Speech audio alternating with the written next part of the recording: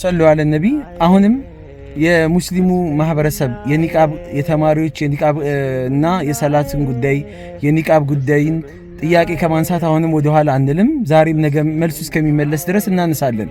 እኛ ተቋም አለን፣ መሪ አካል አለን፣ አባት አለን።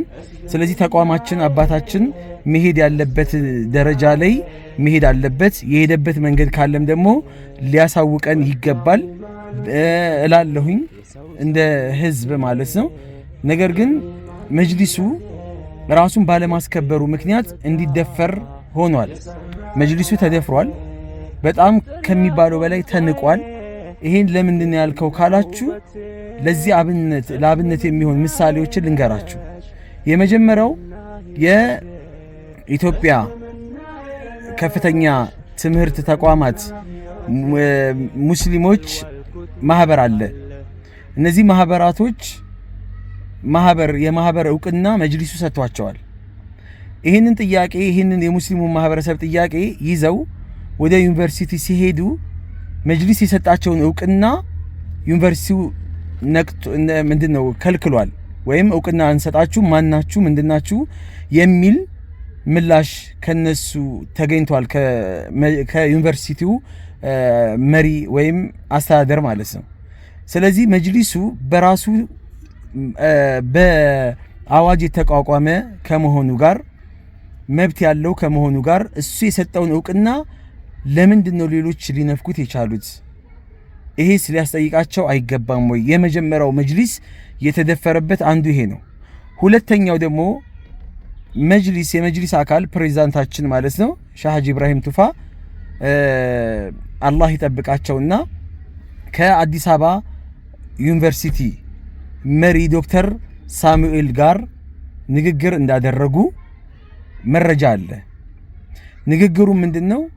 ይሄ የኒቃብ ክልከላን በተመለከተ ከዚህ በኋላ ተማሪዎችን አናስቸግራቸውም፣ ከዚህ በኋላ ኒቃብ ክልከላ የሚባል ነገር አይከሰትም ወይም አይኖርም፣ አንከለክልም የሚል ምላሽ ተሰጥቷቸው እንደነበረ እሳቸውም ስብሰባ ላይ ይህን ነገር እንዳቀረቡት ቃላቸው ግን እንዳልተጠበቀላቸው የተገባላቸው ቃል ኪዳን እንዳልተጠበቀ የእሳቸው ብቻ አይደለም የተቋሙም የመላ ሙስሊም ማህበረሰብ ቃል እንዳልተጠበቀ መጅሊሱ ሊያቀው ይገባል።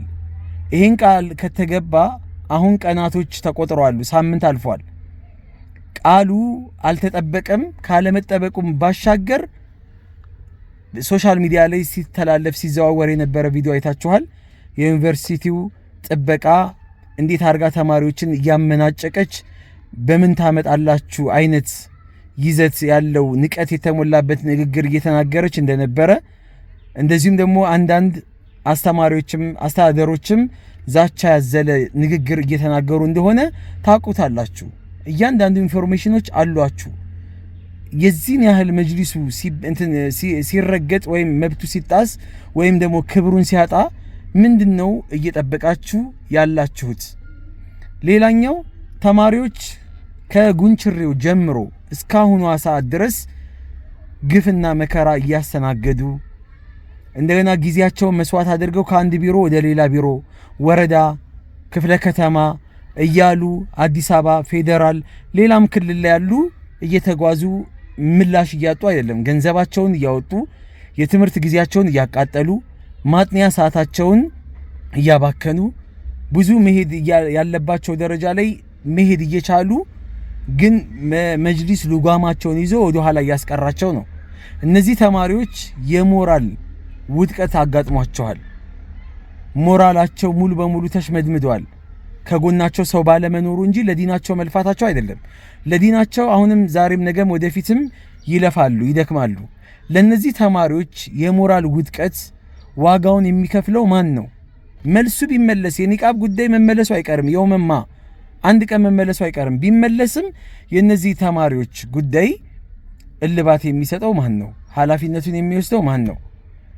በታሪክ ተወቃሽ መሆናችሁ የማይቀር ነገር ነው። ለማስተዳደር የተቀመጠ አካል የመንግስት ሰራተኛ ነኝ ብሎ የሚያምን አካል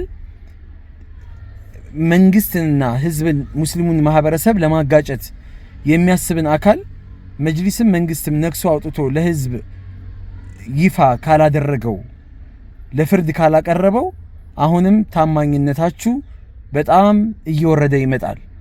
ነገ ማትቋቋሙት ማዕበል ይመጣል። ይሄን ነው ምለው። አስቸኳይ ልባት አሁንም እንፈልጋለን። ሰላም አለይኩም ወራህመቱላሂ ወበረካቱ።